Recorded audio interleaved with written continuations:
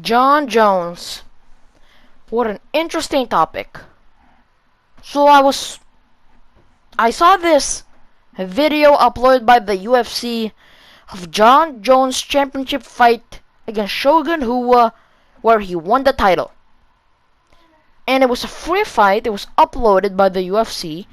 And when the fight started, Jon Jones threw a flying knee, and the commentators, Joe Rogan and Mike Goldberg, something, I may be mispronouncing that name, but they said, look at that knee, such unorthodoxness. That's not a word, but such unorthodoxness from Jon Jones. It's so incredible. He's such a young, talented guy, very unorthodox style, very dynamic, very odd the way that he moves, the way that he crawls. Well, fast forward a couple years later, and everything that Jon Jones does that's considered unorthodox is being used by a lot of guys. Just an example for you, Jon Jones is very proud of the way that he walks into a fight, where he's crawling, where he's in a crouching position like a spider. Very unique, very unorthodox. Well, he's not just the only guy that does that nowadays, and you would consider that orthodox. Yes, many people don't do it, but there's not just one guy that's doing it, like in Jon Jones's time. Back then, what he's doing was so unorthodox that he's gonna open up a fight with a knee, a flying knee. Charles Oliveira does that. A lot of guys do that. They throw crazy stuff. They throw spinning shit. And Jon Jones, all the things that he's doing unorthodox, no longer unorthodox. Jon Jones being the youngest guy, the young talented guy, no longer the young talented guy. He's now an old talented man. Now Cyril Gane. Now that guy is a young talented man. Many consider him the most talented heavyweight out there. Weighs like a heavyweight, moves like a welterweight, hits you like a heavyweight. Go ask Derek Lewis and Tai Tuivasa, they know how good this guy is. He's now the younger guy. Or he's now the older guy, Jon Jones. He's now the older guy. He's now the slower guy. He's now the bigger guy. Or he's now the smaller guy. I mean, everybody was talking about Jon Jones' reach and Jon Jones' height, his length. Now Cyril Gane is still has a lower reach than Jon Jones, but he's taller. He's taller. Jon Jones is about 7'4" or 6'4", and Cyril Gane is 6'5". He's taller than him. All the things that Jon Jones has, the youth, being unorthodox, all the things that he has back then, being dynamic, being wild, being crazy, flowing, all the things that he's done, all the things that he's doing is no longer a thing. Him being unorthodox is no longer a thing. What he's doing back then, everybody adapted that and does it now. He's famous for his oblique kick. Very good weapon by Jon Jones. Everybody's doing that now. The spinning elbow. He's known for that. The flying knee. Everybody does all those things now. Everybody does all those things now.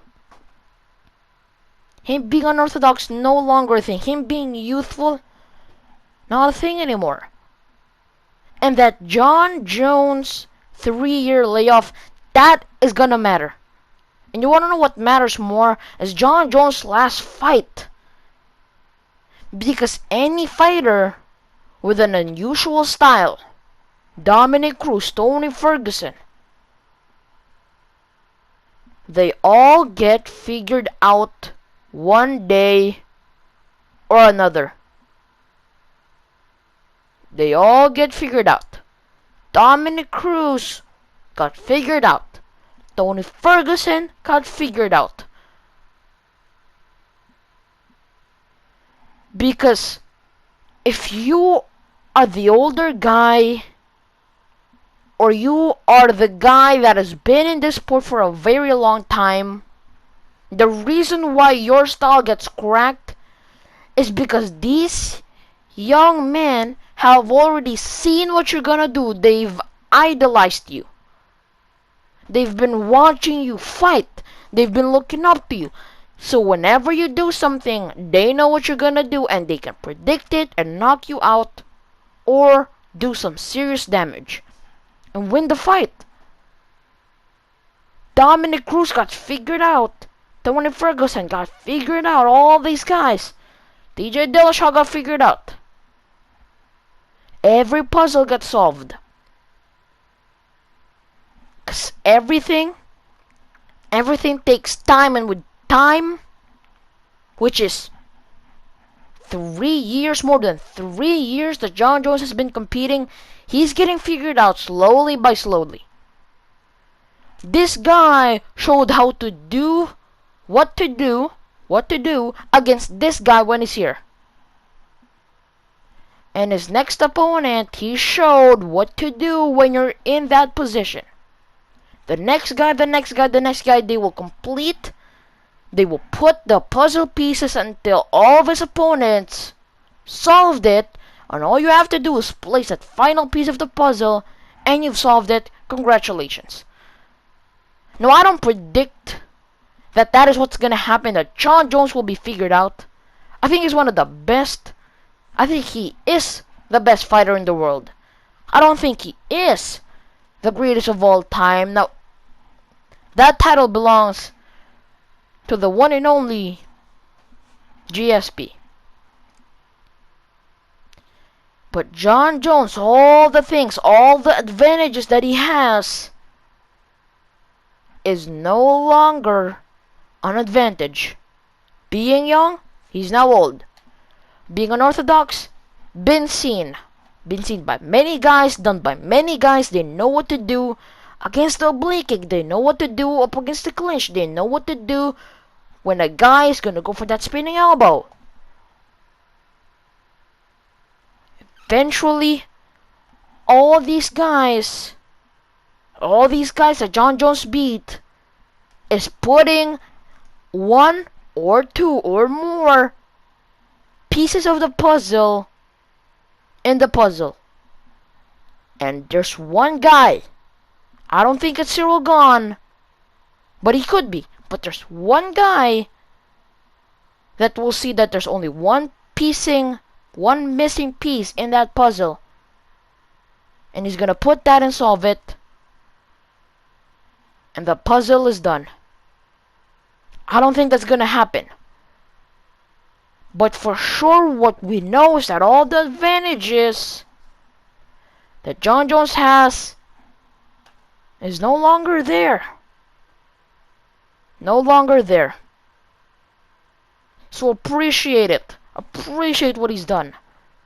Because sooner or later, I am telling you, he's gonna get solved.